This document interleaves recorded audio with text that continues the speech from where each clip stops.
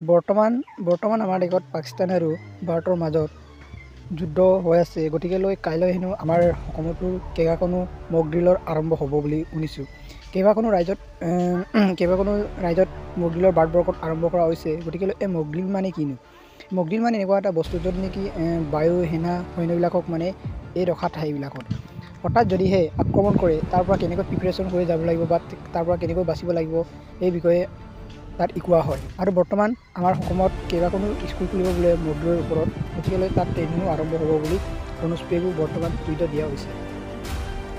আগতে ভাৰত আৰু পাকিস্তানৰ মাজত কেইবাখনো যুদ্ধ হৈছিল যদিও অসমত কেতিয়াও মক ড্ৰিল এনেকুৱাকৈ আৰম্ভ কৰা নাছিল। কিন্তু বৰ্তমান সময়ত মক ড্ৰিল আৰম্ভ কৰাৰ কাৰণ এইটোৱেই যে হঠাৎ যদিহে ভাৰত আৰু পাকিস্তানৰ মাজত যুদ্ধ হয়, তেতিয়া চাইনাও পাকিস্তানৰ লগত যাতে যেন মানে একমত হ'ব পাৰে, তেতিয়া আমাৰ অসমখনত প্ৰভাৱ পৰিব। গতিকেলৈ আমাৰ অসমতো বহুতো মক ড্ৰিল আৰম্ভ কৰা হৈছে। এতিয়া কাইলৈৰ পৰা ভাৰত আৰু পাকিস্তানৰ মাজত যুদ্ধ আৰম্ভ হোৱাৰ সম্ভাৱনা বেছিভাৱে আছে। সেইকাৰণে আমাৰ অসমতো এতিয়া মক ড্ৰিল আৰম্ভ কৰা হৈছে।